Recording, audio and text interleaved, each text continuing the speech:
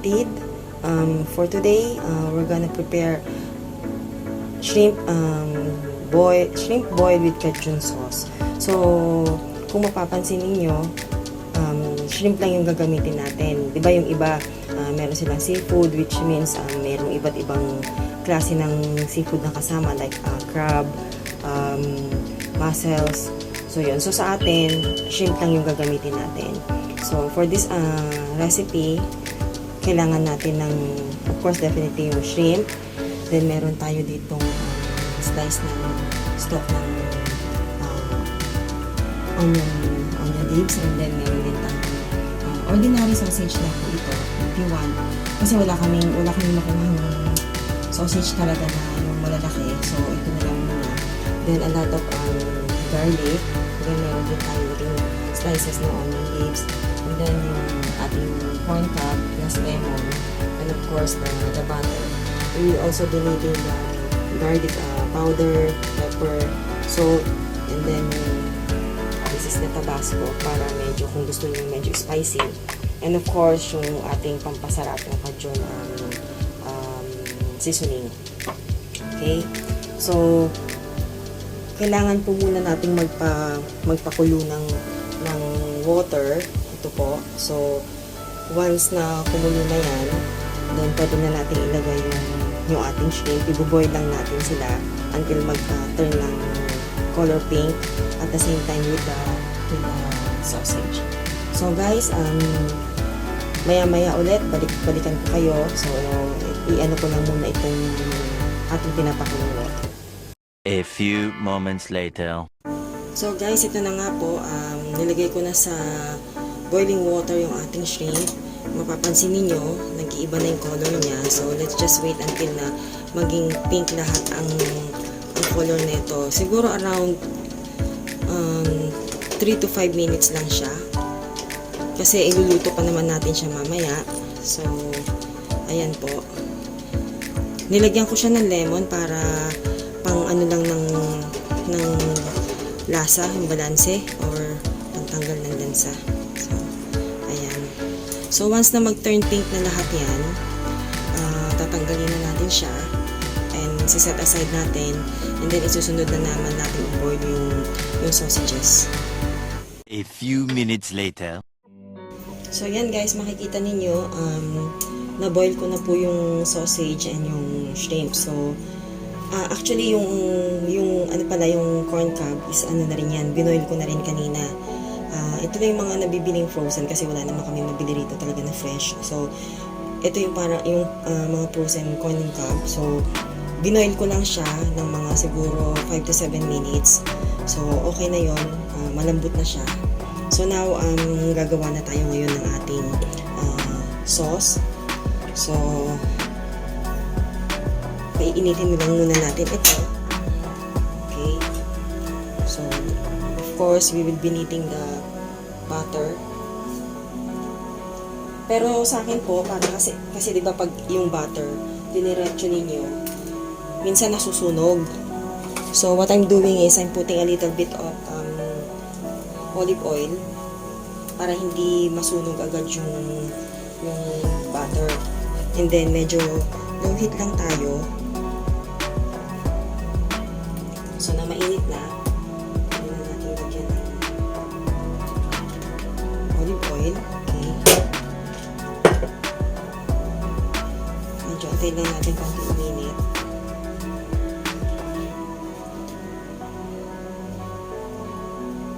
Napaka-bilis na itong recipe na ito. At I'm sure magugustuhan ninyo. Hindi nyo na kailangan pumunta pa ng restaurant para makain na ganito. Sa bahay lang, pwede na. At hindi rin naman ganun kamamahal yung mga ingredients na kailangan.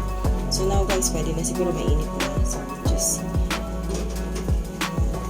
ngayon yung butter.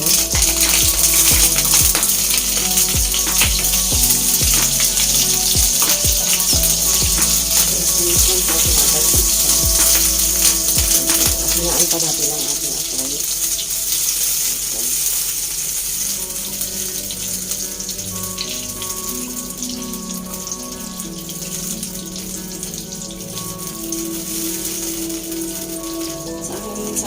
guys, gusto ko yung maraming butter.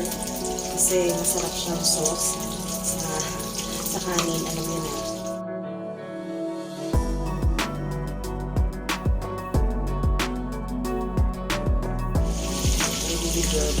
Garlic.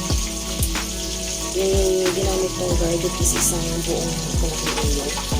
So, mas maraming garlic yung dito sa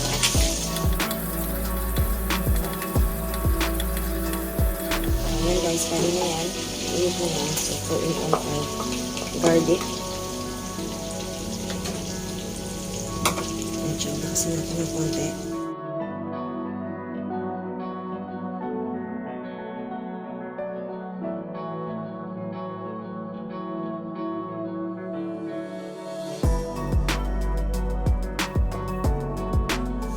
Bilis lang gawin itong sauce na ito mga guys.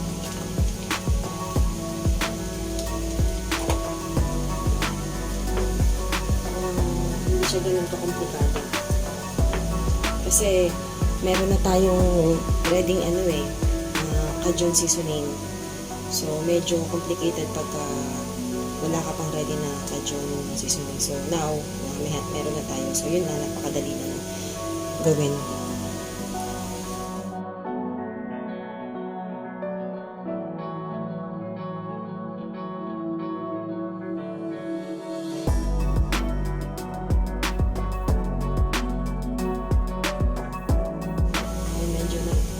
Turn brown na yung ating garlic. Okay. So, ayaw natin siya na masunog. So, let's lower the fire. Okay. So, ako naglalagay ako na itong dahon ng green onions. Ay, sarap. And then, pour in our pepper, garlic powder, at saka ating salt. So,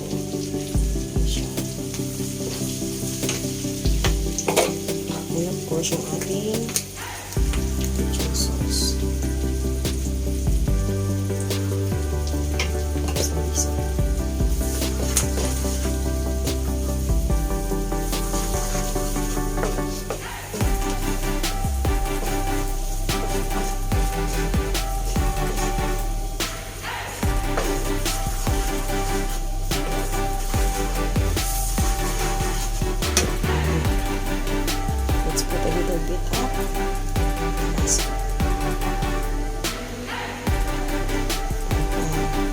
Pampagana.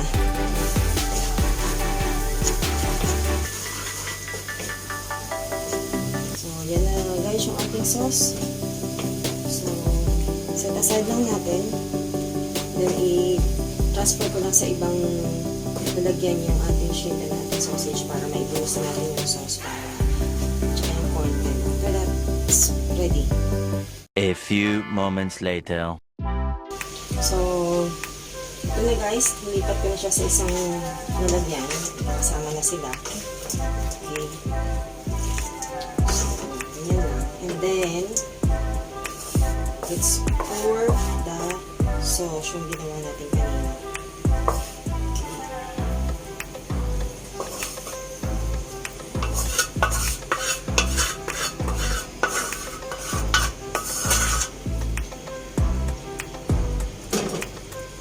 Kailangan lang natin siyang haluin para mag-mix, mag-blend lahat.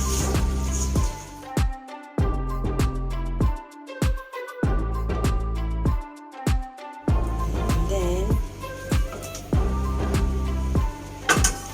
lalagay din ako guys ng lemon. So, just squeeze a little bit of lemon.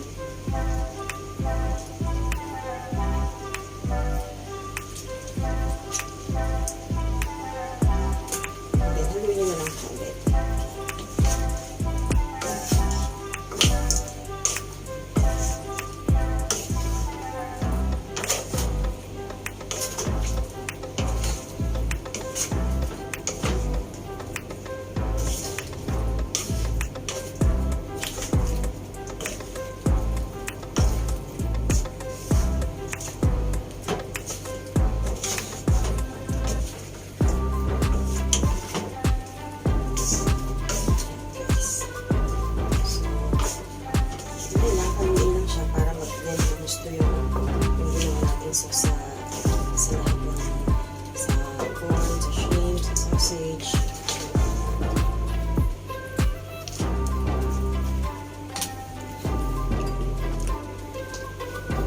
And then that's it. Lagyan lang ng konting garnishing.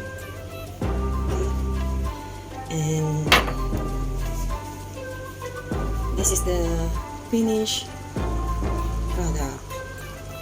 So, mapaparami siguro tayo ng rice. So, yun guys. Hope you like the video. And if you are new to our YouTube channel, please like and subscribe our Jack Escapades. See you guys again in the next video. Bye.